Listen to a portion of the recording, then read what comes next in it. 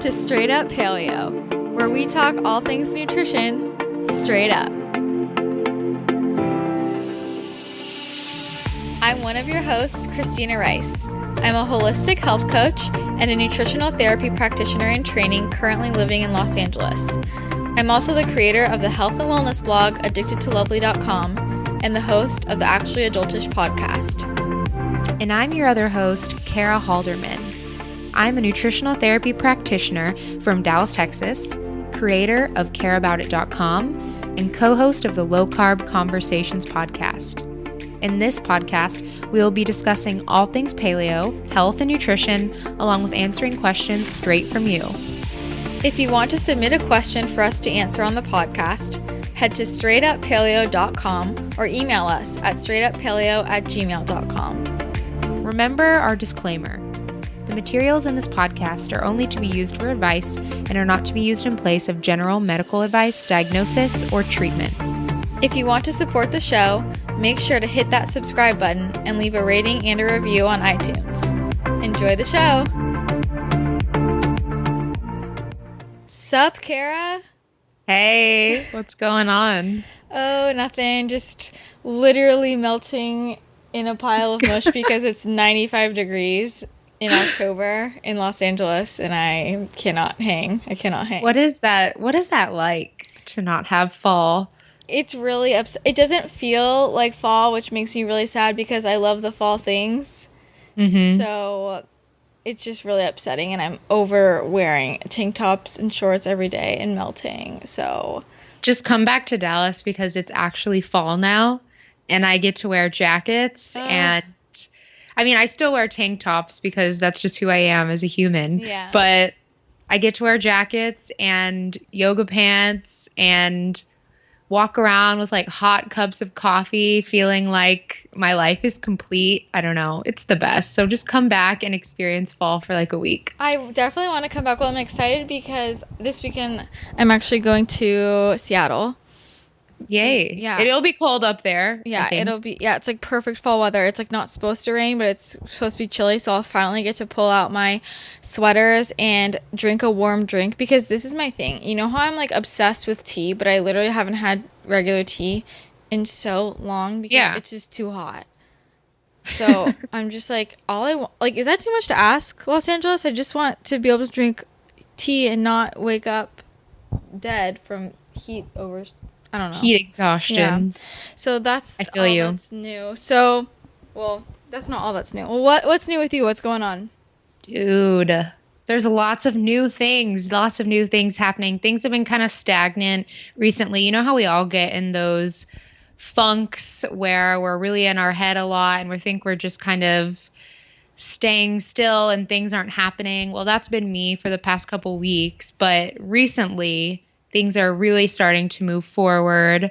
First, this past weekend, I do a lot of self-development classes and courses and seminars because that's kind of just one of my big passions in life is self-improvement.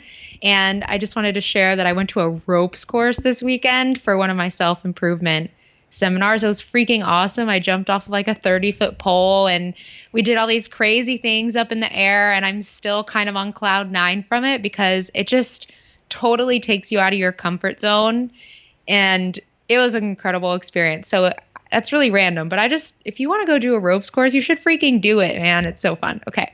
Anyways, rant over with that. So basically you're an acrobat now. Basically. Yeah. I have all these cool bruises all over my body to prove for it. Wow. I'm impressed. I don't think I could have done something like that. So props, girl. Thanks. Major props. Thanks. And then the other thing was if you know me or follow me on Instagram, you know that cooking is one of my biggest passions. I've been cooking with my dad and my family since I can remember. I was a little girl, and I've always wanted to do something with that, but I had this limiting belief in my head that there wasn't like money to be made in the cooking industry, or that I couldn't do it because I wasn't classically trained or anything like that. Yet people just told me all the time, your food is so good. Like, you eat so healthy, cook for me, all of this stuff. And I wanted to, but there was something holding me back. But I recently decided to go for it and make the leap. And I'm now serving the Dallas community as a private holistic chef. So if you're in the Dallas area, yeah. And I have a couple clients already, which is crazy. I just put that out there into the universe, and some people emailed me, I'm not kidding you, the next day asking if I knew of any private chefs in the area. So that's just another little tidbit of advice. If you put that out there in the universe, like, you will get things coming back to you.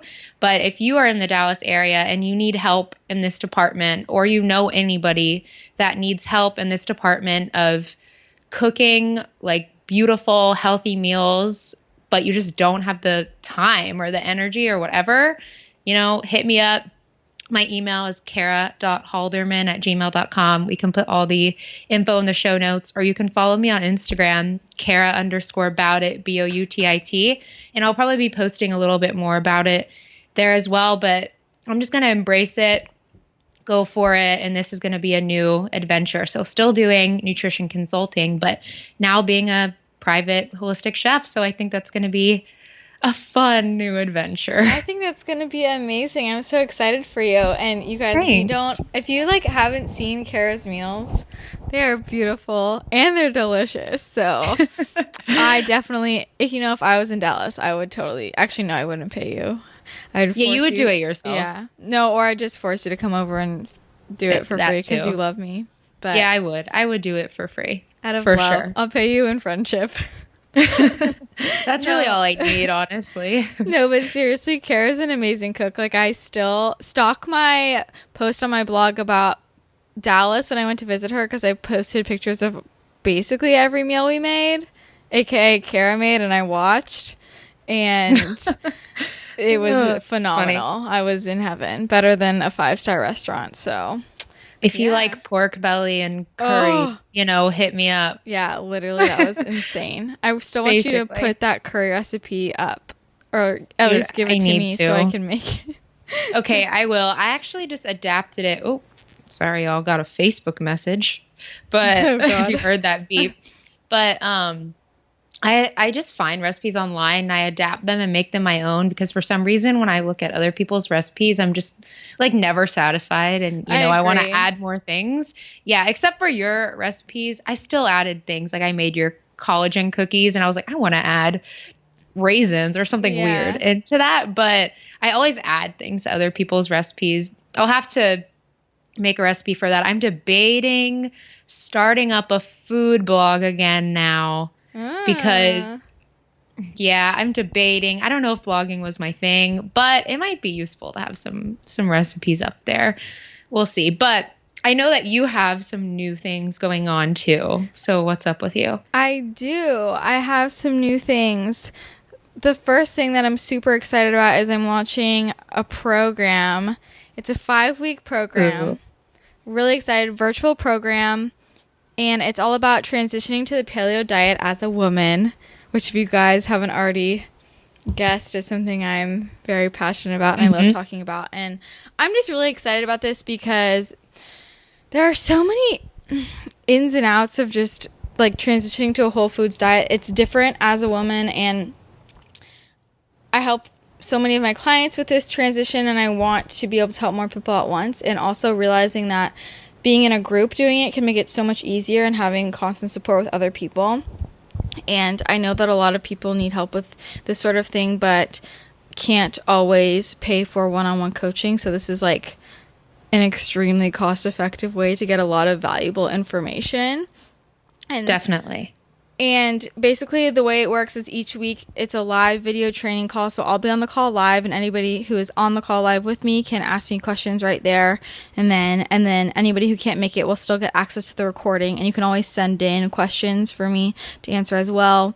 And then you'll get weekly PDFs and little assignments, and you'll be in the Facebook group with the other women in the program. So that's so cool. You can constantly, ask questions, give tips and tricks. It's just a constant communication in this community, and I'm just really excited about it, and I love the format. It's a lot more interactive than just me pre-recording a video and sending it out, because people can ask me their exact questions in that moment, and it can be a lot more specific to who exactly is in the group. So going to talk about just general paleo, how it's different for women, how it helps women, all the benefits. We're going to go over like macronutrients and how to build a healthy plate. We're going to talk about cooking and grocery shopping hacks. And we're going to talk a lot about just like the top mistakes women make, not just on paleo, but just like in general. In terms of food and lifestyle and fitness. And then we're going to talk about making paleo a lifestyle. And we're going to talk about, stress management and movement and all that jazz. And then like how to eat out, all the emotional things associated with food. And then we're going to do a bonus module all about balancing hormones, because I know everybody is really curious about balancing hormones nowadays. It's the hot topic. It is the hot topic. So if you want to sign up for that, I would love to have you in the program. It is going to be a limited number of people though, so that I can really make sure that I can like pay attention to every person who signs up. When does it start? It's going to start November 7th. Okay, so cool. in a few weeks, and the price is going to go up by the end of this week. I started off at a lower price and it is going to go up, but yeah, it starts November 7th, but signups are right now, and you can go to my website, addictedtolovely.com, under programs, and you can also go to bit.ly/paleo women transition to find out all the info to sign up. Do it. Sign up. Yay. Yeah. That's so amazing. I'm so proud of you. You guys, I know this sounds like really simple stuff that she was saying. Like, and you may be thinking, oh, I don't know if I really need this. But y'all, Christina is a wealth of knowledge. And even though she's going through a health coach training program right now, she's already been through one, and she has 22 years of life experience on how to transition to a paleo diet. We literally, when she came to Dallas, all we did was talk about nutrition, and it doesn't end for her. So this is like seriously her life passion. She has so much knowledge, and I'm confident that she can help you guys. So if this is something you're really interested in, I recommend you jump on it, especially since the price is going to increase, because it'll probably change your life, especially if you're trying to really transition to a healthy whole foods diet and not go absolutely crazy in the process. Yeah. I really believe in Christina, and you guys would not be disappointed. So please go join her group. That's going to be awesome. Thank you. Yeah, no, and I think like that's the other thing is I really want to make this is something for somebody who literally has no idea about paleo or whole foods diet, but also somebody, if you have been eating paleo for a while and, for example, you need troubleshooting, you will still get a lot of value out of this. Anyone who knows me knows, I mean, if you just talk to me, gut health stuff is going to come up in here. That the calorie talk is going to come up. All of these things are going to come up in here, things that we get email questions about all the time. So it's really for anyone and everyone. So I'm excited about it. Yeah, you should be. It's going to be good. I'm sure the advanced topics will come up because, good. Yeah, I know they will. They always do. Yeah. And I really just want, it kills me how many girls will email me for help. They just can't afford one-on-one coaching. And that's why I'm doing, you're basically getting 5 weeks of coaching for me for the price of one, which is pretty good deal. So I'm very excited. I think I just realized that I have another announcement. Sorry, I was trying to figure out something on my phone. I actually have an announcement. Oh, you have more. Well, you figure that out. I have a quick one. I haven't told anybody yet. So, including me? No, okay. Well, I haven't announced it publicly yet, but my holiday ebook is going to go live at the end of this week. Oh my gosh. I'm so excited. God. Okay. That's so freaking exciting. It's a guide to a healthy paleo Thanksgiving, but let's be real, you can use it for Christmas too, or just any time of year, but the recipes are insane. If you guys saw me recipe testing up a storm a few weeks or months ago when I was at my cabin with my family, that's what I was making all the recipes for. And I'm doing it with my friend Kaylee from KayleeChristina.com, who's also a health coach. And love it. Yeah, we have just a ton of recipes. They're insane and delicious. And also we have all these sections about mindset during the holidays, how to deal with family, how to deal with movement, how to deal with digestion. Like, so there's a lot of written content as well. It's like literally a full book. So that is going to be for sale on my website. And that's so awesome. I'm really excited. And if you are in our Facebook group, I will post, which is Straight Up Paleo Pals, I'll post a code so that you can get 20% off. Woohoo. Oh my gosh, y'all. 20% off. Thanksgiving faves. It's going to be exciting. The gravy all the in there fall recipes is the best. Did you have another announcement? Yeah, I just figured it out. I was trying to figure out dates and whatnot. But I totally forgot. By the time this episode airs, the following week, starting on Monday, October 30th, I'm going to be a speaker in a Grow Your Instagram challenge that's being put on by Amy from Rebel Nutrition. So if you follow her on Instagram, I think her name is just Rebel Nutrition, and she's awesome. She's an NTP, but she likes to help other health coaches and entrepreneurs kind of grow their business. And this challenge is all about how to grow your Instagram authentically. And it's going to be just a couple different, like 4 or 5 different people chatting every day on Facebook, doing Facebook Lives, giving them like your best tips on how to grow your Instagram. And I will be doing an Instagram or Facebook Live. There's so many lives. I never know. I know. What is so what anymore. But it's Facebook Lives. And I'll be doing one so you can like join the challenge. It's free, which is awesome. So you can go to rebelnutrition.com/growyourinstagram and just like type in your email and you'll be automatically notified when all of the speakers are going to be giving their talks.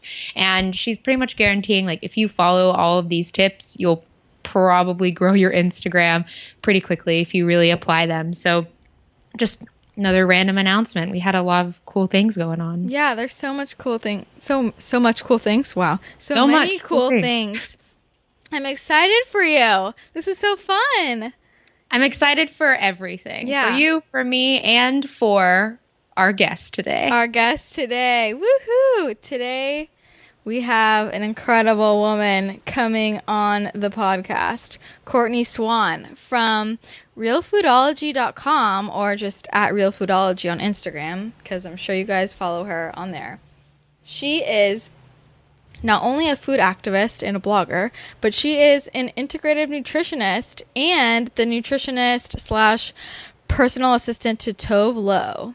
So she's amazing. And I have talked to her before on Actually Adultish, my other podcast. Mm-hmm. And we had just an incredible conversation. I highly recommend you listen to that if you haven't already, because it's just so interesting to talk to her because she literally has toured the world with Tove for a while and gets to see how the food industry is so different in America versus here. And she's just a wealth of knowledge and information. And I love talking with her. And we're probably going to overlap on some of the things we talk about in this episode and what we talked about on Actually Adultish. So if you've listened to that episode, you might get some of the same, but it'll be new info too. So, yep. Really, really pumped about chatting with her. I haven't talked to her yet, so this will be a good time. And like Christina said, she's a wealth of knowledge. We talk a lot about Instagrammers and like how to, not necessarily trust them, but she's trained and she is really, really smart. She really knows her stuff and really well informed. So we're pumped to be chatting with her. And I think you guys are going to like her a lot. Yes. So I guess with, further ado, let's just cut over to the interview. Hi, Courtney. Hey, how are you? I'm good. How are you? Doing good. We are so excited to have you on the show today. So excited. Oh, I'm really excited to be here. And this is the second time I've got to podcast with you. Fortunate enough for that. So yeah. We talked on Actually Adultish not that long ago. Yeah. And that was an amazing conversation. So thank you for coming back on the podcast scene. Of course. Thanks for having me back. I really enjoyed our last conversation. I kind of didn't want it to end. So I know. I was like, yes, let's do this. Me too. I know. It was like 2 hours and I was like, I could record another 5 hours with you. So yeah. let's extend that now. So for our listeners who aren't familiar with you, why don't you give a brief introduction? So my name is Courtney Swan, and I'm the creator behind Realfoodology. And I'm also Tove Lo's nutritionist and personal assistant. So doing a lot right now. So what exactly does being Tove Lo's personal assistant nutritionist entail? We actually just got off the road, but it's crazy. So our last show basically of the year was about 2 weeks ago. And as all of us are getting super sentimental and everything, we counted all of the shows that we've done in the last year. So basically what I do for Tove is I travel wherever she goes, I go. And she's had shows all over the world in the last 13 months. And we counted it and did the math, and we did about 125 shows this year and went to 4 different continents. Oh my God. Holy cow. Which is insane. And a lot of that in 13 months sounds like a long time, but honestly, it was more like, as far as the traveling to 4 different continents goes, was over the span of like 6 months, which was crazy. A lot of flying.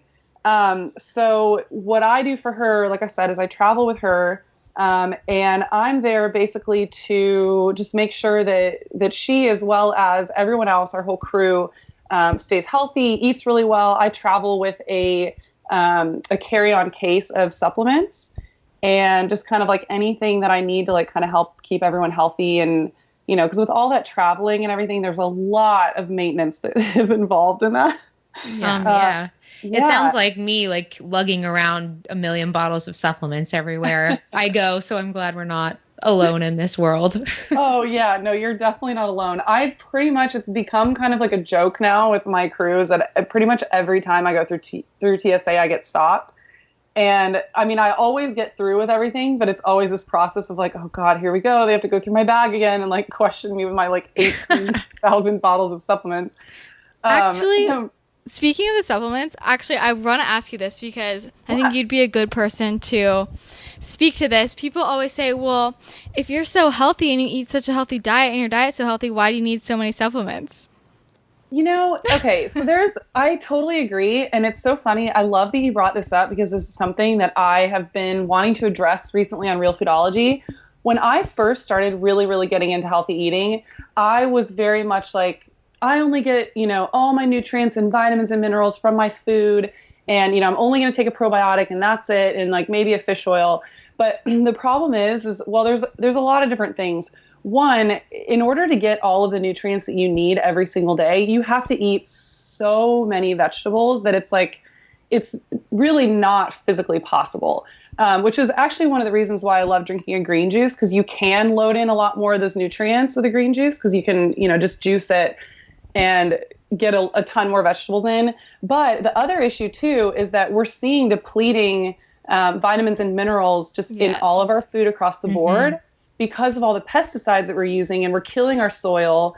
And on top of that too, with just environmental issues as far as like smog and everything, we're not getting as much vitamin minerals in our plants because the sun is not hitting the plants as brightly as it used to. So there's a ton of different factors involved in that. And, to be honest, some of it too, for me, is really just when I started incorporating more vitamins and minerals in my everyday life, I saw such a drastic improvement in my health and even my cognitive function, like the way that my brain works.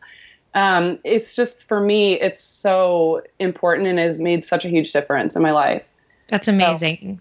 Yeah, you're so right, though. There are so many different external factors that kind of make it more necessary for us to supplement nowadays. Like you were saying, our soils are depleted. Also, we're not eating as many organ meats as we used to, like as a society. And as you know, organ meats are packed with like essential B vitamins and whatnot. I mean, Kara, I'm eating enough organ meats. Yeah, girl. True. See, even if you do eat organ meat, you may need some supplements. See? But okay, so what's in your supplement case? What do you travel with? Ooh, all right. How much time do you have? You've got about an hour.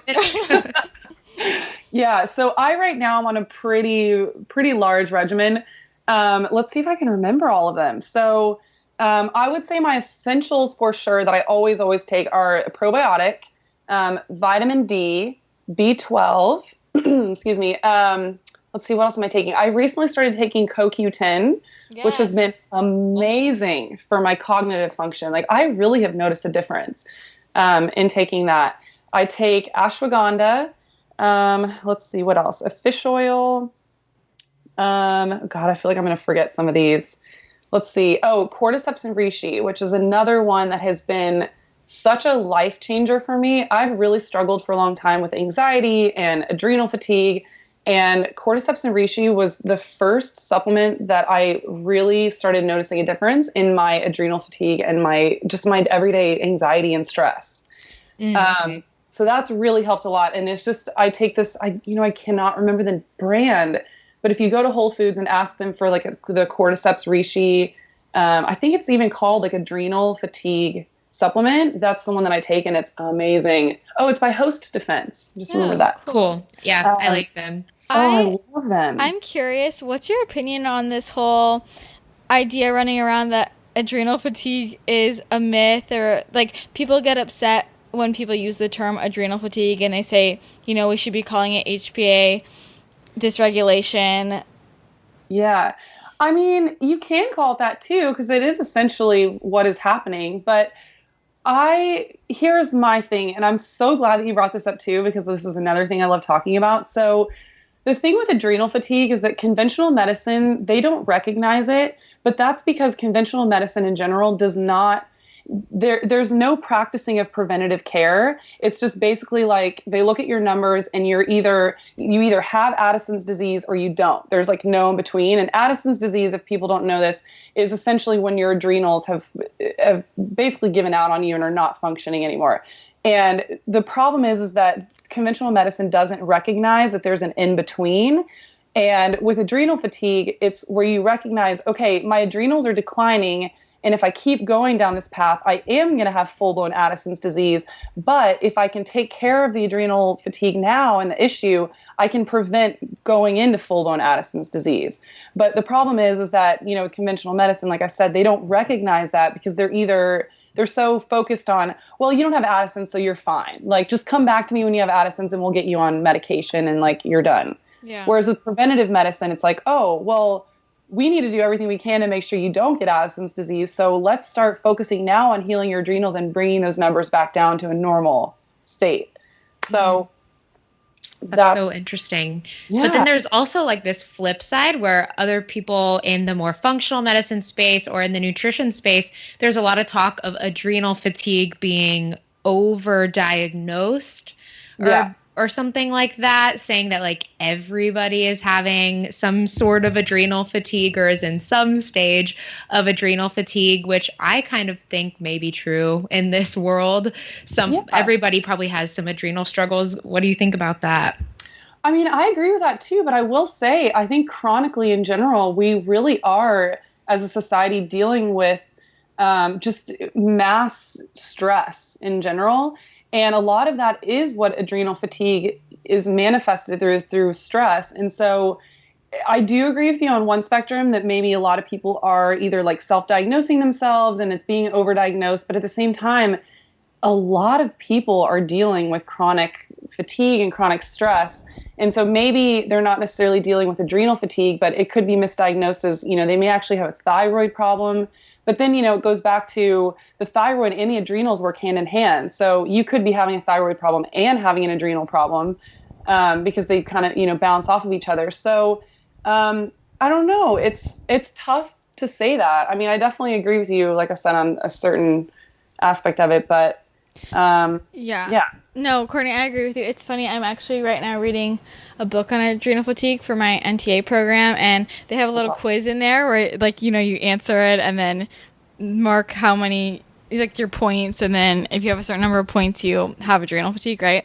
And I'm reading the questions, and I'm like, this is every single person I know. Like everyone. Yeah. So like everybody, it's like, do you always feel tired? Do you have brain fog? Like, do you have sleep disruption? Like, I'm like, this is literally, do you feel chronically stressed? Like, okay, this is America in 2017, Yeah. Oh, absolutely. And I completely agree. But like I said, I think I think that more so speaks on the chronic issues that we're facing in our country right now, because so many people are dealing with stress and fatigue, and it's just the way that we're living our lives right now, and the processed foods and just our horrible diets and over medicating and everything. So I really do believe that that's kind of just a product of our society right now and what's happening. It's true. Yeah. Yeah. I completely agree with all of that. We probably all have a little bit of adrenal stuff going on because we're all super worked up and stressed. But okay, we already hit you with some of the hard questions, but I want to back it up a little bit because you call yourself like a real food activist, and you talk a lot about like GMO and versus organic and stuff like that. And I want to know, like, what is the big deal with organic and with GMO foods to you? Okay, yay! Another subject that I love. I know, love to talk. So here's the problem with this is my problem that I have with GMOs. So first of all, Monsanto, which is a horrible devil of a company, is Preach. literally the worst. They hold most of the patents for GMO foods. So I already don't trust them because of their past. And the problem with GMOs is that we don't know what's going to be the outcome of GMOs. And that's my biggest problem right now. So if there are any scientists out there, which I know that there are, that are coming out and saying GMOs are safe, GMOs are fine, either they're incredibly ignorant or they're just flat out lying, because the thing is that nobody knows. Like we have not had them long enough to have long-term effects or to see the long-term effects of it. And the problem is that instead of us erring on the side of caution and saying, okay, you know what, maybe we need to take a step back and do some more tests because we don't know the long-term effects of it. Instead, we're essentially just as human beings being guinea pigs for them right now. And the terrifying thing is that in the US, we really are kind of the lab rats for this. Like almost every other country has banned them, and they're looking at us going, okay, good. Well, we get to sit back and watch and see what happens to them for the next, 15, 20 years with GMOs. And the thing that is concerning too is that a lot of the studies that are coming out about them is that they're, causing tumors. And there was a really, really crazy study that came out with this scientist in France. And I think it came out, I want to say it was like 2012, maybe 2013. And it's the longest standing study that we've had on GMOs to this point. And I think it was like 2 or 3 years. Every single one of the rats that were being fed GMOs grew these insanely massive tumors. Like they were like terrifying. Oh, goodness. The photos of them. And here's the thing. So then after that, Monsanto obviously got wind of this study, and you can actually look this up because there's now proof. It's since come out.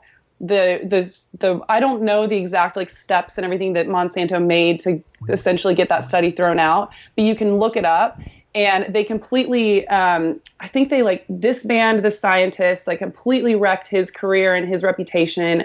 They got the study to be taken out of all of these journals and everything, and it was taken off, everywhere online and everything. And then fast forward to a couple years later, then news came out, okay, Monsanto actually totally messed with this study and they didn't want people to know and didn't want it to come out. And so now it's actually been reinstated. The guy, I think, has his job back. And so now, like, we're just starting to realize that science, especially with Monsanto and stuff like that, they have so much money that it can just be bought and paid for.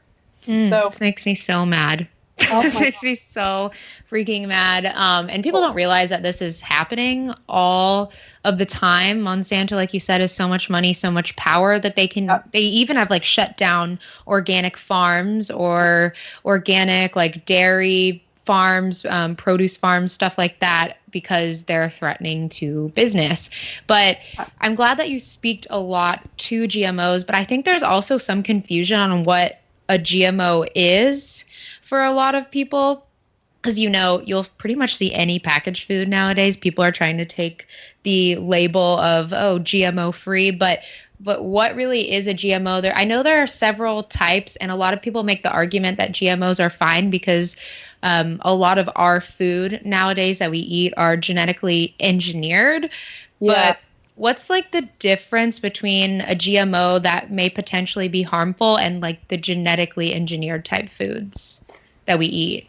Well, okay, so what is the when you say genetically engineered, what exactly do you mean that entail? Like, are you talking about like hybrids? Yeah, like Okay. hybrids. A lot of the veggies you eat, that we eat nowadays are genetically engineered hybrids Yeah. versus the GMOs that everyone are so afraid and scared of.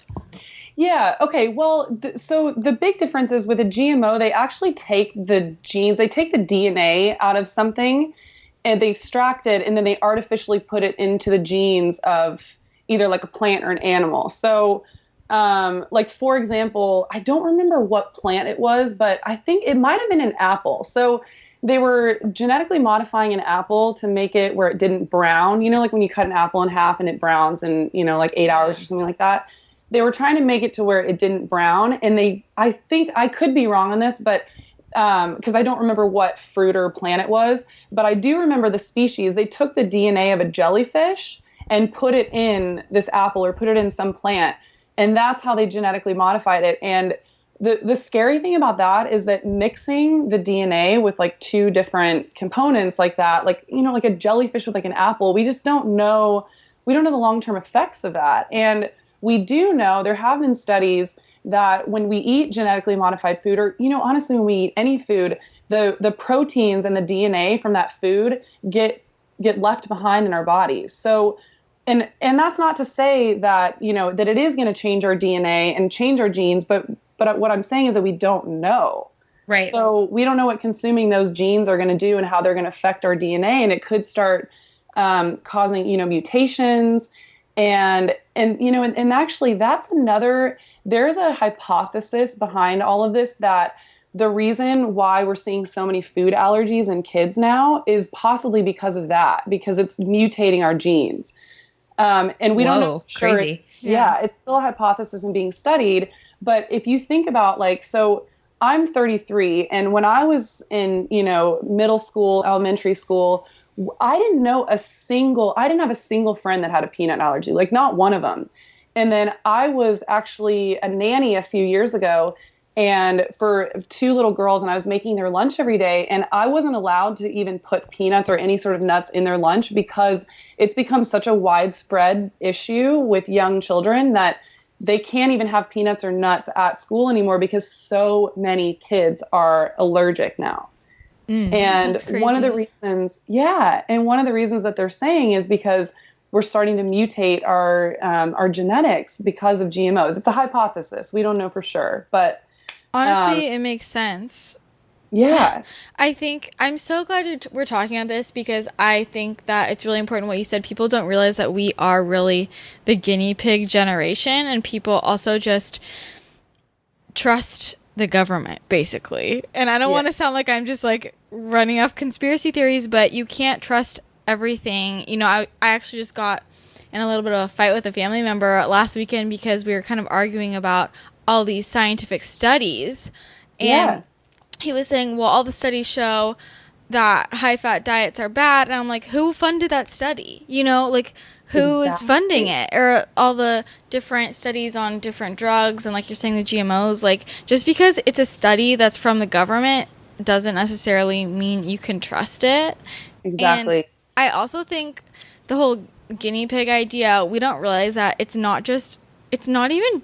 about food, but I see that coming up in other things too. I worry about, like, we talked about like the keto trend and like, I'm like, have there been studies on like long-term like ketogenic diets really, not exactly. Really, or even no. I don't know if you guys are watching the Broken Brain docuseries with Mark Hyman, but I love him. Yeah, it's really great right now. And I was yesterday's episode, he was talking about how we're the guinea pigs for just technology. Like iPhones came out 10 years ago, and in 10 years they have transformed our lives, and now we are attached to them. And what is this going to mean for us, in 20, 30 years? Like, it's an experiment with technology, and like it affects our bodies. Yeah, it's so true. I think about that all the time, and it freaks me out a little bit, but I try to not stress too much about it. But yeah, it's so true. Yeah, the best we can do is, move forward and try to be as healthy as possible in the world that we live in. Absolutely. But I'm glad that we talked a lot about GMOs versus organic food a little bit more. And the other thing I kind of wanted to point out about GMOs that really scares me is I think it was really interesting that you were talking about the genetic mutation theory. Yeah. That's a really, really interesting because, like you said, we don't know how genes from like an animal put in a plant are going to react in our body. That's crazy. And then the other part of that is a lot of GMOs like corn and soy are Roundup ready. Exactly. That was the other point that I was going to bring up. Talk about it. Yeah. Okay. So a lot of people don't know this. And I think I actually talked about this with Christina. I know I talked about it recently on a podcast. But anyways, so Roundup ready corn, what that actually means is that they have already injected the pesticide in the corn. So with the EPA, corn is actually registered as a pesticide, or I'm sorry, GMO corn is registered as a pesticide, not a food. And that's because it pesticides in the corn. Literally in it. That's horrifying. Like that's what causes it to be insect free, because what happens is when those insects take a bite of that corn, it makes their stomachs explode. How the heck do we think that that's going to be okay for us? Like, oh, it's fine. It just causes insect stomachs to explode, but we're fine. Like, okay, yeah, we're not insects, but oh my God, like what is that doing to our bodies, So many things. So many things. Also because all these people who are going gluten-free then just turn to corn products. Oh my God, I know. That's like the big deal. Yeah. That's a huge deal. And it's so frustrating to me because so many people don't know. And that's why it's such a passion project for me, because I just feel like there's so many things that are going on just under our noses that nobody has any idea. And it's really sickening to me. So... Agreed. No, I'm like actually, I like don't like to think. I like to talk about it and learn about it, but I also don't like to think about it because it just makes me so unsettled. Because I just feel like, I don't know, like we're all screwed. I know, and then there's so many people that are fighting back. I mean, anytime I mention GMOs online, I get a bunch of trolls fighting back. And saying that I'm not a believer in science and all this stuff. Because all of a sudden what's happened is that if you try to have a conversation about GMOs, and even if you just have a conversation where you're like, hey, we just don't know everything yet, people automatically are like, you're anti-science and this and that. I went to school for science, the nutrition of science. Like science is, to me, is very important in everything. And that's what I look into, for any time I'm studying anything. So it's not an argument of anti-science versus not, but it's just, we need to be smart about it and realize that a lot of our science is being skewed by money and by companies that stand to lose money if their product is not selling. And that's ultimately what's happening is GMOs are a patented product. Yeah. A lot of science, quote science, people refer to as science, isn't real science. It's like opposite. Like exactly. Like you are referring to like actual science. So kind of ironic, but I know that's what's so funny. And I mean, and it's hilarious to me that, these companies, so like Monsanto will send out scientists that they pay. And that's another thing too. If people want to Google this, because I don't want to spend too much time on it, but you can actually Google, there are scientists that are very pro GMO and, have spoken out, and they, do these seminars and they go out and speak at colleges, which makes me so sick. And you can actually look up, there's a paper trail and an email trail for a lot of these scientists are on Monsanto's payroll. Wow. So if there are scientists, so if there are scientists that you look up to and respect their work and they're very pro GMO, I would do a little bit of digging and research, because chances are they're probably being paid by some biotech company, if not Monsanto, maybe DuPont or some of the other biotech companies that stand to gain money from that. So, so I want to go back, because you had asked me about the difference between hybrid and GMO, and I went off on like a little tangent. So right, it happens. Because like I'm very passionate when we talk about GMOs. So the difference is, like I said, with GMOs, they actually take the DNA from one species and put it into, like, let's say another species, or, in most cases in like some sort of food or plant. With a hybrid, all they're doing is just taking like two different varieties of a plant and cross-pollinating them together. So like, let's say if they wanted to do, I mean, this is kind of like, I feel like an extreme example, but like an apple and a tomato or something. And obviously I don't know everything that goes behind this, but essentially they would just take the apple and the tomato and create like a baby of it. So it's not like you're extracting actual DNA from one and like placing it into another. It's more of like a merging of two plants, if you will. Yeah. And we've been doing that for a while, like a really long time, even before we had, modern technology and such. We were cross-hybriding different plants. Exactly. Yeah, that's been going on for a very, very long time. So whereas, again, like I feel like I have to put an emphasis on this. We've only been genetically modifying food since I think it's like the late 70s. I don't know exactly the date. Late 70s, maybe early 80s. I mean, it's very, very new. Mm-hmm. So, yeah. I'm glad you explained that, because I think that's really important and doesn't get enough attention in the media for sure. So yeah, I agree.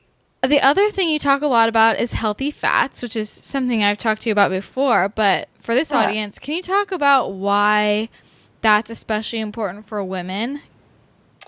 Yeah. Well, I mean, for people in general, obviously it's super important. But yeah, well, okay. So first of all, fats are incredibly important because they increase our satiety or satiety. So when you eat fat, it helps keep you satisfied and full for longer. And it can help regulate your hormones. And I mean, I don't know. Like, I don't even know where else to go with this. But yeah, a lot of women, it will help regulate your hormones very immensely. Yeah, it does help with that. But I noticed, like, I've heard you say a couple times that your approach is like primarily plant-based, and then you add protein and like fat on top of that. What's your view on like animal fat versus plant fat? Yeah. Okay. Well, I mean, here's the thing. Some of this is some of my like personal experience in general. So when I first started eating healthy, I feel like a lot of the conversation, at least when you're first starting to get into eating healthy, everybody thinks, okay, vegetarian, vegan, like this is the healthy route. This is how you be healthy. And I have to be fully honest, like that really, really bothers me, because I'm not here to speak fully out against vegetarianism. I actually have some friends that have been vegan for, 10 years and their health is thriving. But for me, when I started this journey, I was like, okay, I have to go vegetarian. Everything I'm reading is, vegetarian, vegan. So when I went vegetarian, I was vegetarian for 4 years. And by the end of it, I was exhausted. I was starving all the time. Starving. I had gained like 20 pounds. I had major hormonal imbalance and issues, to where I was like breaking out in cystic acne and everything. And I did not realize at the time that it was because I was eating a vegetarian diet.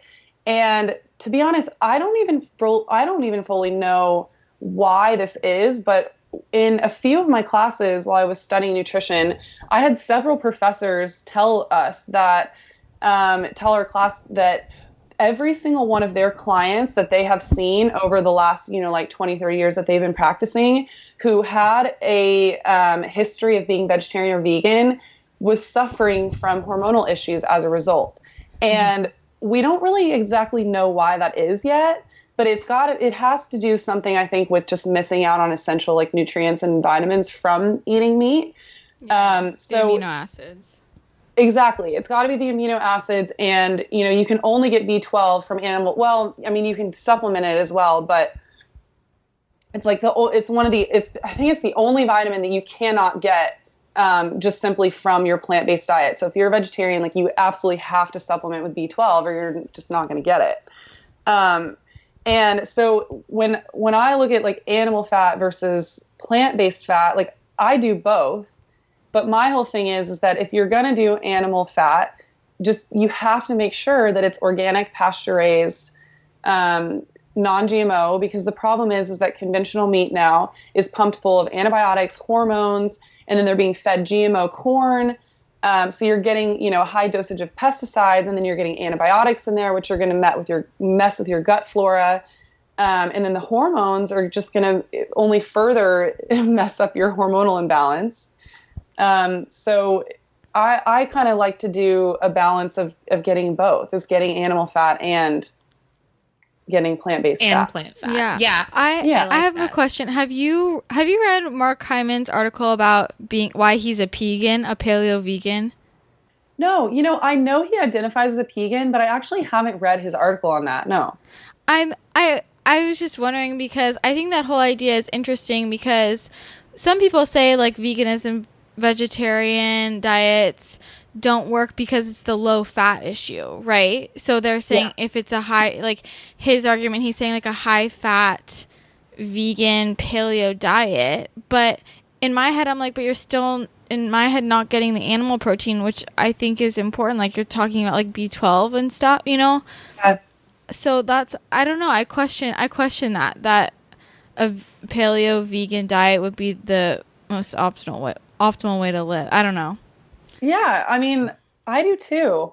Yeah, but I don't know. I need to read his article, I guess, to speak more on that. But I agree. I just think that there's something to be said about getting your protein from an animal source. And I know, coming from an ethical side of it, I still sometimes get bummed out about, eating meat, and I try not to eat too much of it, and I'm trying to be very ethical about it, because you do recognize that you are essentially taking another life for your own, but at the end of the day, it's kind of like, I feel like I need to do everything to protect my health, and being a vegetarian for 4 years was not good for my body. Is that why you choose to limit like animal sources of protein, because of the ethical reasons, or are there nutritional reasons as well? Like, do you think there's like a protein amount that's optimal?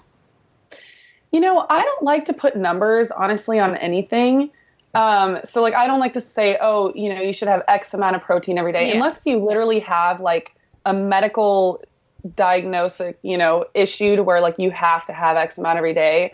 I just kind of feel like a lot of it, I'm very in tune with my body and listen to it and kind of try to navigate that as much as I can. But I love, Mark Hyman actually has a saying. He says, treat your meat like condom meat, like a condiment, which I love. I think it's so funny and just very creative. And I agree. And I think a lot of it too is just that you don't want too much of anything, I would say, unless if it's vegetables. So you want to have a well-balanced meal. And the thing is that you don't need to eat this huge slab of steak every night, because I do think that there is too much of one thing. So you can have too much meat, I think. And you really do want to focus on having a decent amount of healthy fat, a ton of vegetables, because you are going to get, a ton of nutrients, phytonutrients in there from the sun and the plants. And that's what's going to fight off free radicals and cell damage and aging and all of that. So whereas like meat, I think that it can get to a point where if you're eating too much of it, it can actually do more harm and damage in your body. So I feel like you kind of just have to find a balance of that. Right. I totally agree with that. And especially, I do see a lot of overconsumption of protein, in my opinion. I just did a recent experiment of increasing my protein. I see both sides of the spectrum, right? So I see people saying you need like 100 to 120 grams of protein a day, or like 1 gram of protein for every whatever pound you weigh. And then there's other people saying the condom meat, like sprinkle the protein on here and there. You don't need that much. So I'm like, I don't know what to do over here. I'm just going to experiment. I tried to do high protein for me, which is around like 120 grams a day. And I found that terrible. Like for me, my energy was actually increased, but digestion wise, I couldn't handle it. I found it like unsustainable. Like I could not afford to eat that much protein, I guess to say. And it was hard to find, like you said, ethical sources. And when you're eating that much meat, you want to make sure that you're buying top-notch, pasture-raised, local, like no antibiotics, hormones, which is another concerning issue. So protein is interesting. And I admire that you just kind of listen to your body and to decipher when you feel that you need animal protein. And that may just be the best way to go, honestly. But I do have a question that is kind of like out there on the other end of the spectrum. So you said that you eat like a lot of veggies and there's pretty much no limit on veggies. You need tons of them. Have you seen negative consequences from eating too many vegetables? I'm trying to think. I really haven't, to be honest. I mean, because I'm such a supporter of, like, I'll do cauliflower rice. Like, okay, so one of my favorite things to make is I'll make this like massive bowl of cauliflower rice. And I mean, I don't know if you guys have ever made cauliflower rice, which I'm sure that you have. This morning.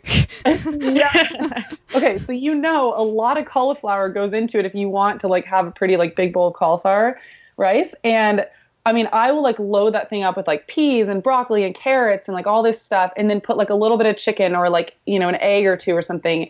And I'll eat that entire bowl of cauliflower and all the veggies. And I mean, I don't really see any negative effects with it, So it makes me feel great. And I love doing stuff like that where you can kind of like trick yourself into like, yes, I'm eating this like massive bowl of rice, but it's like all vegetables.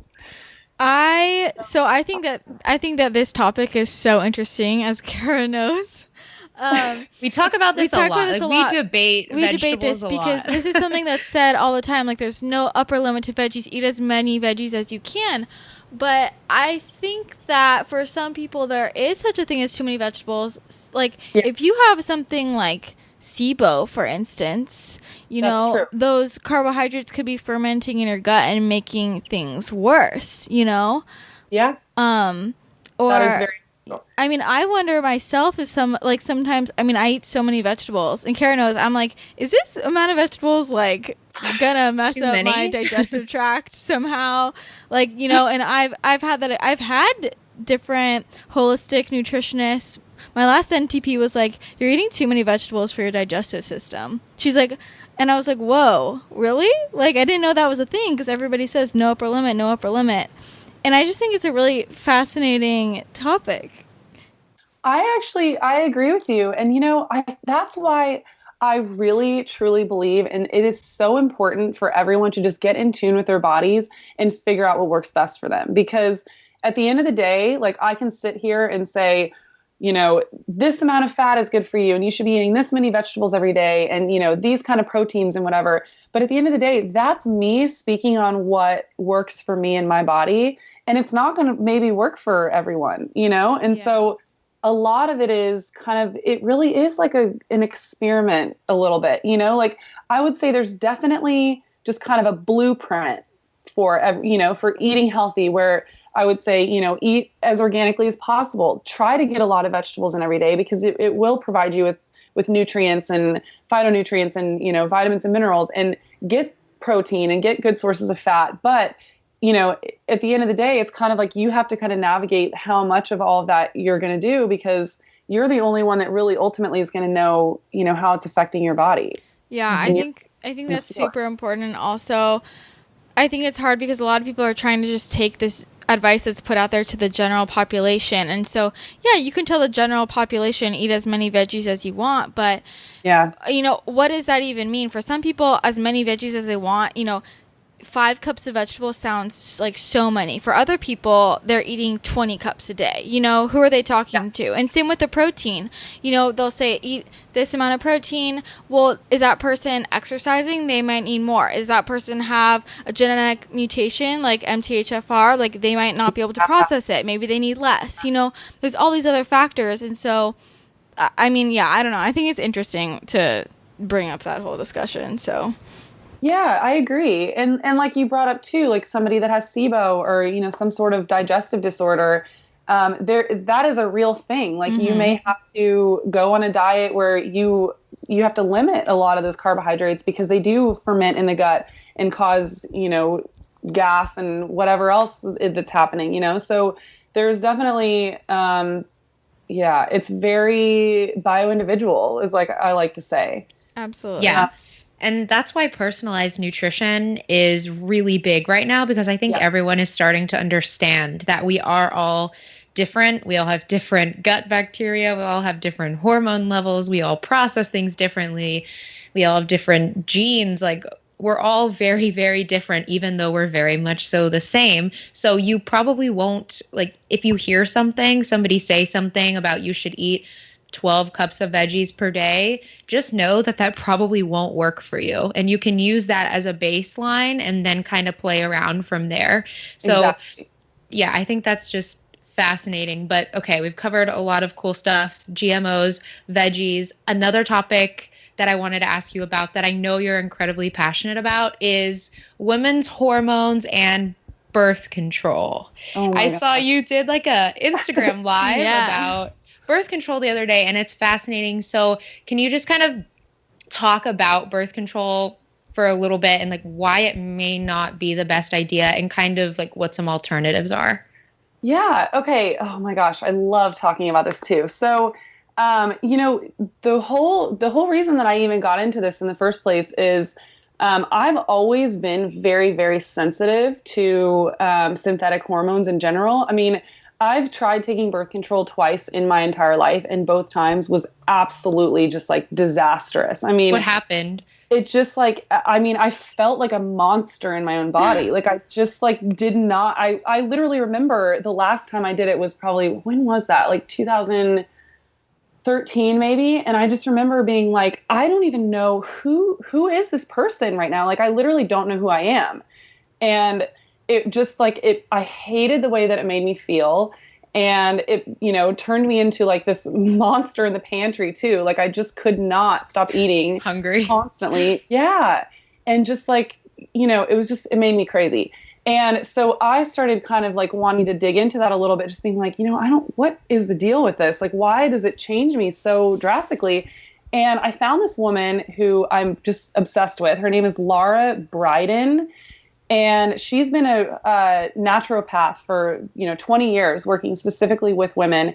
And something that really struck me was that she tells you that pill bleeds are essentially when you have your period on birth control is what's called a pill bleed. It's not actually you shedding your uterine lining, which is what happens in a normal menstrual cycle. So with birth control, when you have your period, that was literally just designed in a lab just to like make you feel better and make you feel like, okay, I'm not pregnant. I'm like having my period every month, but it's not. They could also have engineered that pill to make it to where you just don't bleed because you don't actually shed your uterine lining when you're on birth control. So, oh my God. Yeah, isn't They that fooled crazy? you. Tricked Yeah. ya. And the thing is that, and this to me was like, I don't know, it sounds so simple, but it was so mind-blowing to me when I read this. And it was another thing that I read with Laura Briden where she said, as a woman, your menstrual cycle and your period is one of the number one, like, biggest indicators of where your health is right now and where your hormones are at and just your health in general as a woman. Because think about it. So, for somebody maybe that's underweight and not eating enough and they lose their period, your body is telling you, like something is going on and we don't even have enough fat to regulate, your normal menstrual cycle every month. So your period is really an indicator of where your health is at as a woman.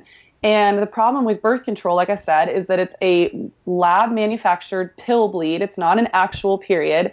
And what happens is so this is something, oh my God, that makes me so angry. So you'll go in, and say, your doctor will say, oh, well, your hormones are a little bit off and, because you're showing these symptoms or whatever, we did a hormone panel and we want to rebalance your hormones. Let's put you on birth control. It makes me so angry. When you're put on birth control, that's not rebalancing your hormones. It's actually shutting down your natural hormones and replacing them with synthetic hormones. And yes, your doctor will say, oh, well, they're bioidentical hormones, la, la, la, la. They're actually not. And they're different. I'd have to Google this and look up the actual name of the estrogen and progesterone that they use. I want to say maybe it's estradiol, but I could be wrong on that. But basically, they're replacing your natural bodies, your natural hormones with synthetic lab-made hormones. And they're not individual, or I'm sorry, they're not the exact same, bioidentical. So right. They are a little bit off. They're different than what your body naturally makes. So what happens is, yeah, it may be quote unquote regulating your hormones while you're on it, but it's wreaking so much havoc that when the second that you get off of that, you are going to be in so much worse hormonal shape than you were even when you started, because your body is going to go, wait. So we stopped making all these hormones because you've been feeding us these artificial ones, and we completely shut that whole mechanism down. Now, what the hell do we do? You know, like your body's not even going to know how to make its own hormones anymore. Girl, preach. Like, I think Christina and I both struggle with repercussions of birth control. I got off birth control. A naturopath recommended it to me when I first started having health issues. And she was like, you have to get off this now. And that was probably 4 years ago, and I still have no hormones. Like, all of my hormones are extremely, extremely low. Yeah. So it's still something that I deal with to this day. And I know so many young women are dealing with it too. So like you said, it's kind of a big deal.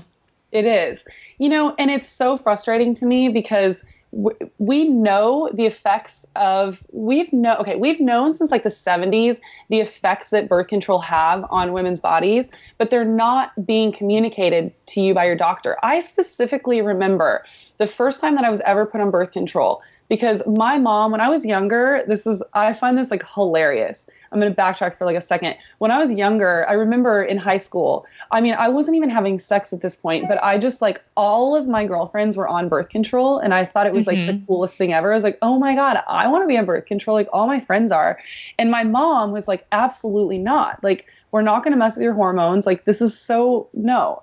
And I'm so thankful for that now, but oh my gosh, what was the tangent that I was going on? Oh, okay. So basically, like what happens is, you know, you're in high school, and it's just one of these things now where they just like, I feel like doctors just automatically put you on birth control, and they don't communicate anything to you. So I remember when I finally was being put on birth control, you know, in my 20s, sitting down with my doctor and saying, you know, I'm really concerned about gaining weight, and I'm really concerned about this and that. And literally my doctor just shut down everything and was like, no. This is fine. It's just going to regulate your hormones. That's it. Here you go. Here's the prescription, out the door. And they don't tell you that you're getting, you know, synthetic hormones. They don't tell you that it's going to completely shut down your body's ability to make hormones and replace it with these artificial ones. Or these synthetic ones. And that to me is what's so frustrating. And I even feel like a lot of the doctors are not fully even being, the side effects and everything are being communicated to them. And no, I agree. It's also really ironic to me that there are so many people who are all about, you know, eating all organic and sustainably sourced meats, for example, but then those same people will take birth control. Yeah, I agree. Like, you're just putting hormones in your body in a different way. Exactly. And it's so funny because, but you know what? And this is something I'm also just feel so passionate about. I think a lot of women are just, they feel like they don't have any other solution. I mean, I was talking to a girlfriend of mine the other day who reached out to me, and she was like, Courtney, I'm freaking out. I don't know what to do. Like, my skin is just out of control and I'm having all these issues. And I told her, I was like, you know what? It sounds like you might have some sort of hormonal imbalance. Have you gotten a panel done? And she said, you know, I can't do that because I'm on birth control. And I said, you know, I really don't want to be the bearer of bad news, but it's probably your birth control. And her response was, well, I'm gonna have to figure out something else because my husband and I don't ever want kids, and I just can't go through that. And here's the thing, I fully understand that. And that is a very real thing that we do have to worry about. But I mean, I have a girlfriend who has been married for, I think, 4 years now. And she and her husband did not want to have kids at first. Like, they were going to wait and they wanted to have kids on their own time. So she's been using something called the Lady Comp, which is a basal thermometer. And essentially what you do is every single morning before you even get out of bed, you get your basal temperature, which means like before you've like really moved and start like moving throughout the day. It's just like where your body kind of like your natural temperature is first thing in the morning when you wake up. And she takes her temperature every morning, and essentially it's like this little computer, and it tells her, either gives her a green light, a yellow light, or a red light. And the green light's like, oh girl, you're fine. Like, you know, have at it. Yellow light is like, this is like, you know, maybe a risky time for you. Like, maybe use condoms. And red light's like, just don't have sex that day, or like use a condom. And like, not to be graphic, I don't know, to be honest, like, I don't really believe in TMI, but she, for the last Me we don't either. Yeah. for the last 4 years, her husband was coming inside her and like never got pregnant. Everything was fine. Like she just made sure that she stayed on track with her, with taking her temperature every morning. And there's other things too, like tracking your secretions. There's like different periods in your cycle where you secrete like different like consistency, different kind of like liquids. Sometimes it's like thicker, sometimes it's thinner. And that actually tells you where you are in your cycle as well. And this comes back to me being so annoyed by the way, this is where the feminist comes out of me. I feel like we have been so suppressed as women that we're not even taught any of this stuff with our cycles. Like basically in high school, you're taught, okay, you have a period and be careful because you can get pregnant whenever. The reality is there's only about a 6-day window every single month that we can get our period. So instead of actually sitting down a woman when she's, 12 or 13 and starting her period and saying, hey, if you take your temperature every morning and measure your vaginal excretions and actually learn how to track your cycle and know what's like really going on in your body, then you're going to know better than anyone else what's happening in your body and when it's safe and when it's not safe. And that to me, I feel like is so empowering to learn what's actually going on in your bodies. But instead, like, I feel like we're being suppressed as women by just essentially they're going, oh yeah, you get your period and here's birth control so that you don't, get pregnant. Where it's like, why are we taking this pill 30 days out of the month when there's only 6 days that we can get pregnant? Like, yeah, that also drives me insane.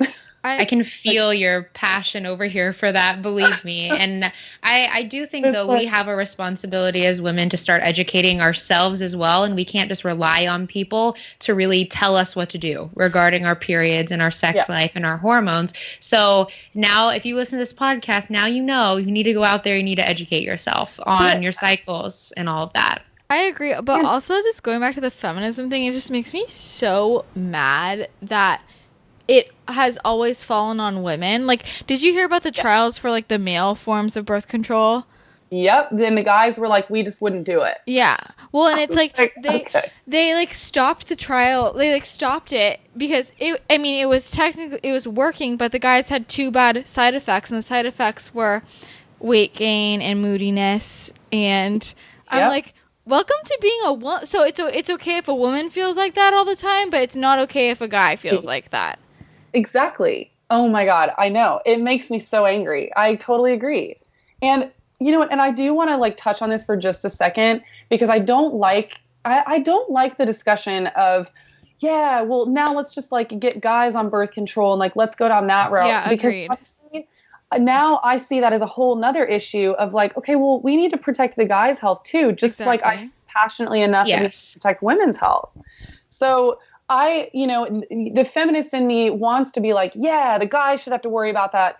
But at the same time, I feel like nobody should be putting synthetic hormones in their body. We need to just learn how to be smart. And like, I'm sorry, like boo fucking who, like you can't have sex one day a month or whatever it is. You know what I mean? Like, you'll deal.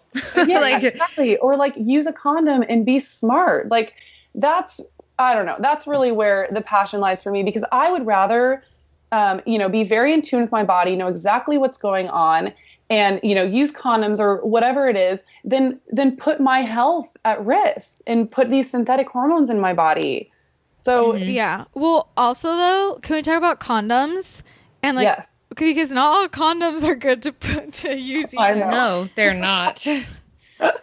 I love this conversation so much. I think it's important to have. So like what kind of condoms should people be looking for?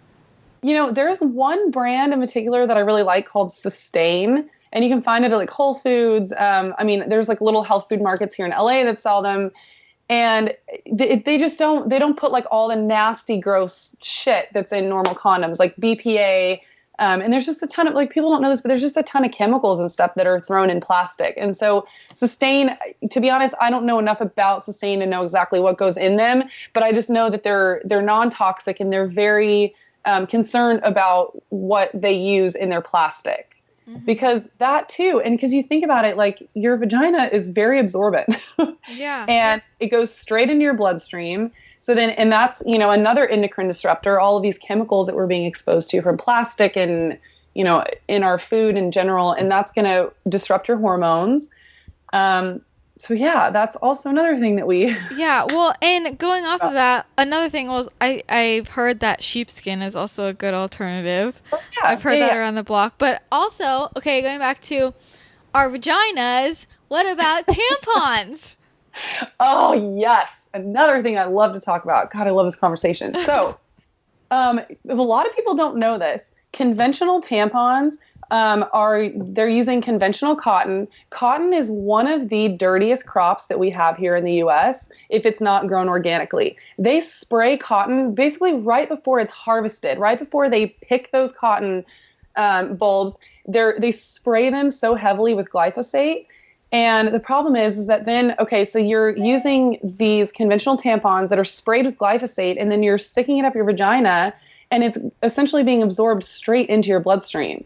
Oh, so, yeah, it's really scary. And another thing that really, it made me so angry when I found this out. So, TSS, the toxic shock syndrome, that we really have to worry about as women. So I read that we only have to worry about TSS if we're using conventional tampons, because the reason why TSS became such an issue is because these tampon companies started using rayon and like other synthetic materials and not 100% cotton. Oh my God.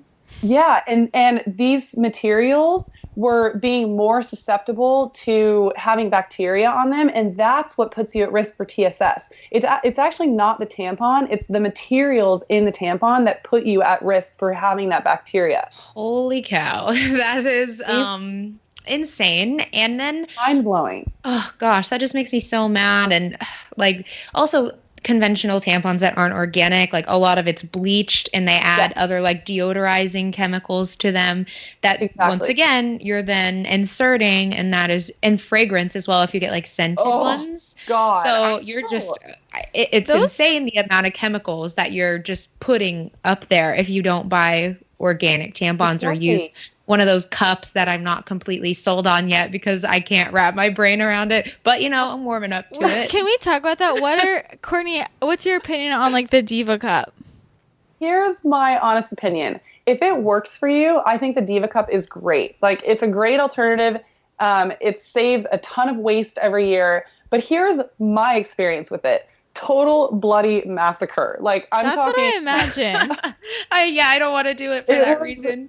Terrifying. I made the stupid decision of trying out the Diva cup for the first time when I first moved in with my last boyfriend. Oh no. It was horrifying. We're talking splashback all over the bathroom. It was really bad. So personally, I haven't had the best experience with it, but I also don't want that to sway some women because I also have some very close girlfriends that live and die by it. So if it works for you, I think it's amazing and it's definitely a great alternative. But for me, I also travel a lot for a living. And so for me, the thought of having to take it out in a public bathroom and then wash it in the sink and and here's the thing, I'm not grossed out and I'm not ashamed by my period. Honestly, I don't really give a fuck if I was standing next to somebody and washing out my bloody cup in a sink. That's not really what I'm worried about. It's more of a sanitary cleanliness thing, I guess, for me. And it's just a lot for me with traveling and being in public bathrooms. But I think it's a great alternative. But if you don't want to do the Diva cup and you have a similar experience like I do, organic tampons are the way to go. If you get 100% cotton, like I said, you don't want the synthetic rayon and all that in there. 100% organic tampons are great. And there's a lot of companies that are making them now. I just found a company that makes them, that sell them at Target.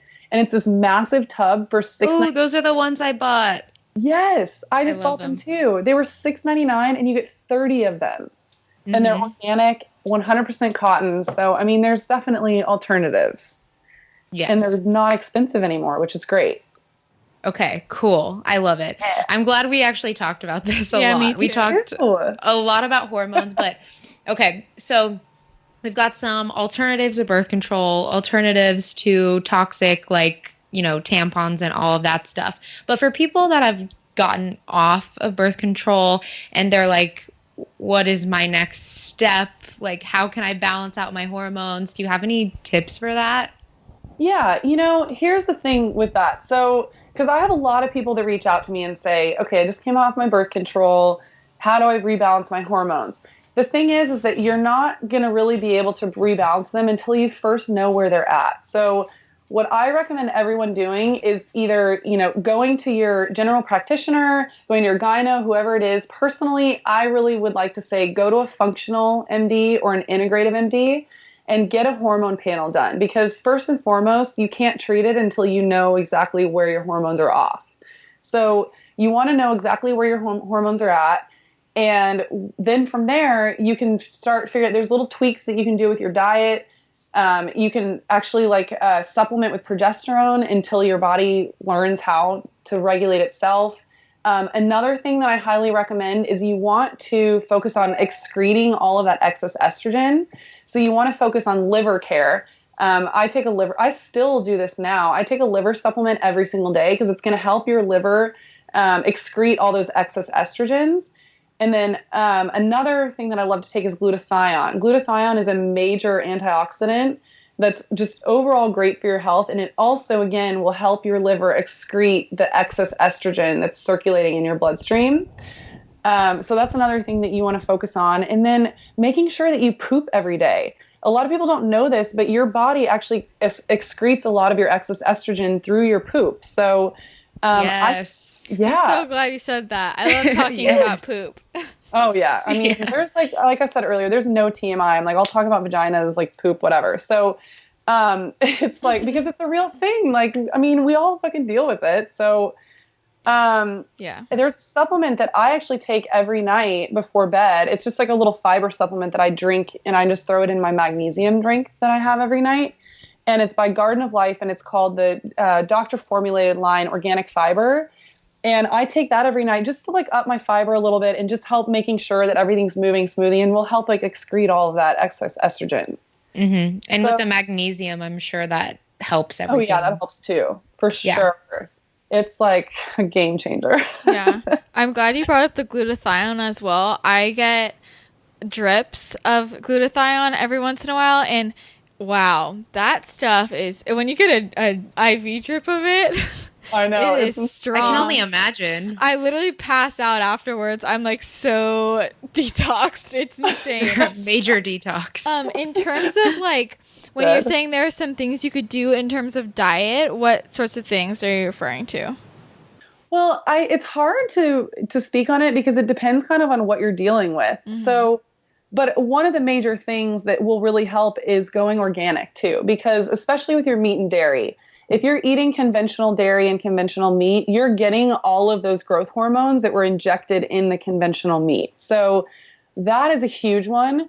This is more of a lifestyle change than an actual diet change, but another one is minimizing, if not completely, just eradicating your plastic usage, because a lot of people don't know this, but there's chemicals in plastic that leach into your food. And these chemicals we've done studies now, and they show that they are actually endocrine disruptors, which means that they mess with your endocrine system, and your endocrine system is what regulates your hormones. So when you're dealing with endocrine disruptors, they're going to imbalance your hormones. And one of the biggest things that people don't even think about this, water bottles. So you have let's say you have a water bottle in your car and it's, 95 degrees outside. It's a plastic water bottle. When that plastic heats up, it just causes the plastic to excrete more of the chemicals in the plastic. So this is why all my friends think I'm crazy for this, but I never accept water bottles from Uber drivers, because my first thought is, oh my God, they just keep these water bottles in here and they toast all day in their car. And then That's you're so just getting, true.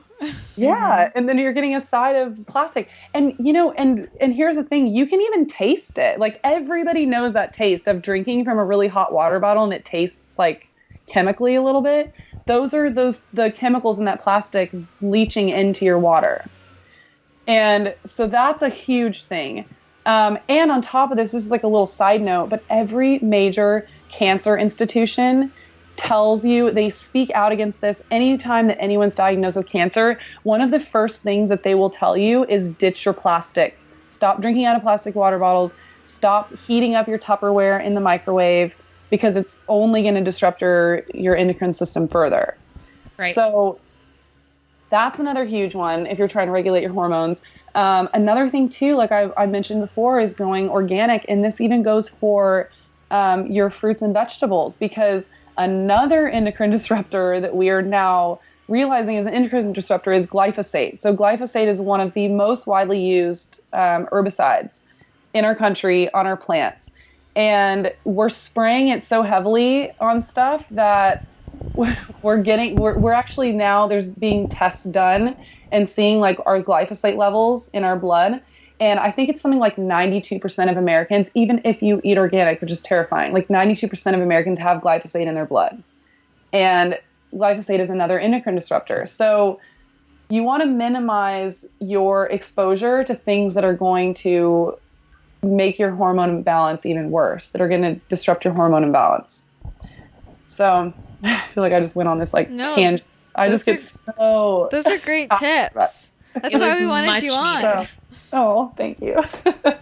Yes, that was absolutely amazing. We've chatted for like about an hour now, basically about everything. Yeah. So you guys don't take any of this stuff lightly.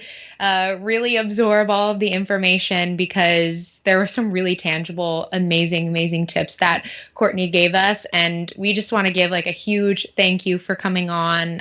We loved being able to talk about all of this stuff, especially the period stuff that is really needed. It's so important. Yes. Oh, I want to say one more thing too, because I think this is so important for women. I get the book Taking Charge of Your Fertility. If you're a woman, I feel that every single woman needs this book, because it will teach you everything what I was talking about earlier, as far as like discerning how to regulate your cycle on your own. It teaches you all of that. And I kind of see it as like the woman's Bible. It's this manual, and it's such a good read, and it will help you regulate if you're trying to have kids, if you're trying to just regulate your cycle, if you're trying to get off birth control and you want to do a more natural thing, all of the above. It will help you figure all that out. So it's called Taking Charge of Your Fertility, and I highly, highly recommend it. That was actually the first book I ever read when I first got into health. My naturopath, she told me, like, get off your birth control and read this book. So that's exactly what I did. I agree with you 100%. It's an awesome book. It's like super life-changing, and it really is empowering for you to take charge of your fertility. So I totally agree. It was a woman, and it's so empowering, like you said. So I'm going to have to read that. Yes. Awesome. Read it. Do it. But I think we're going to wrap it up here. And I did just want to ask you really quickly. I know you're on Instagram a whole lot. You talk on your stories a lot, and people seem to know a lot about you. But do you think that there's anything that people like don't know about you that you haven't necessarily put out on social media or on any other podcast, like anything you're into or that you're really passionate about? Yeah, actually, this honestly doesn't have anything to do with food, but it's something that I've gotten really passionate about in the last year, is the topic of shame. So I realized, just getting into my 30s and kind of becoming more aware of just myself and how I move and I live in the world, that I was living with a lot of shame. And I'm talking about, maybe if I did something over the weekend that I maybe wasn't exactly the most stoked about. And I was scared to even tell my best friends about it because I would feel like so much shame about it. And I've finally hit a point this year in my life where I feel as though there's no such thing as shame. And the thing is that something that I've found that's so incredibly amazing is that the second that you start kind of throwing everything on the table that you're maybe most ashamed about, maybe the stuff that's scary to talk about, the stuff that you don't really want to talk about, the second that you start talking about that with some of your friends, and even if you start talking about it on like a social platform, what it does is it opens that door and gives other people permission to talk about things that maybe they necessarily didn't really want to talk about or were too scared to talk about. And this is something that I'm becoming so passionate about because it has completely changed my life and completely changed the relationships that I have with people, because I've just hit a point now where I'm like, you know what? We're all human. We all do things sometimes that maybe we're not the most proud of, but what happens is you face that, you tell your friends about it. It completely lifts any sort of shame about it. And it becomes something that's really not that big of a deal. And then it opens the door for your friends to go, you know what? I've done the exact same thing. Or, you know what? Who cares if you did that? It's really like not that big of a deal, or whatever the situation is, you know? So to me, I just find that something that's so important and so empowering. And it really has strengthened my relationships with people and just really made me kind of live in the world a little bit freer and like more lightweight and just not so worried about things in general. I love that. That's so important. And like, I'm so glad you brought that up because it's something that people don't think about enough. And I wish that more like really young people realize that. I think that so many of us spend so much of our youth just feeling shameful about everything. And it's like your whole life can be so much fuller at such a younger age if you just release yourself from that pressure. Exactly. And you know what? It's so cool to just kind of like own up to whatever, you know, like it's like I said, it's so empowering and so freeing. And then it opens the doors for other people to do the same. And then you're just kind of like, yeah, you know what? I did this, but like tomorrow's a new day and I'm going to own up to it. And like, I'm going to move on. And it doesn't necessarily even have to be something like bad necessarily. I'm just saying like, you know, just kind of in general, if it's something that you maybe are just like a little bit uncomfortable about, it's like the second you open up and talk about it, it just makes it not so bad anymore. I love that. Everybody, your challenge for today is to open up about something that you were afraid to before. No shame. Yay. That's beautiful. No shame. There's no shame, honestly. And like, and you know, if it's one of those things that like maybe you're too scared to tell anyone else and you like want somebody to tell, just like write me on Instagram and be like, yo, I did this thing and I'm like scared about it, and I'll make you feel better, because honestly, I just don't believe in shame. Like it just, shame is a built up thing that you build up in your mind. I love that. That was like the perfect way to wrap up. I love it. It really was. So before you go, why don't you tell all of our listeners where they can find more from you? Yay. Yeah. So everything is Realfoodology across the board. So Instagram is where I'm most active right now. But I do have a blog. It's realfoodology.com. And I have a Facebook, a Twitter. But Instagram is really kind of my main platform right now. Yeah. You have some good YouTube videos too. People should look up. Oh, yeah. I haven't done one in so long that I kind of forget to like promote those, but I need to start doing more of those. Well, the ones that are up are good. They have a lot of good information. Thank you. Awesome. Well, thank you again so much for coming on. I think this has probably been really eye-opening for a lot of people listening. So I think you just changed some lives right there. Oh, well, thank you. I appreciate that. Yes. Thank you so much for coming on. It has been amazing. Everybody go follow Courtney. She's a wealth of information. And if you want to chat more about this episode, please talk about it in our Facebook group, Straight Up Paleo Pals. And we would love to continue this discussion, especially if you're a young woman wanting to talk more about hormones and your body, everything that we talked about today. So once again, big shout out. Thank you for coming on the show. I'm sure everyone really enjoyed it and we're super grateful, but we will chat to everybody next week. Bye. Bye. Bye.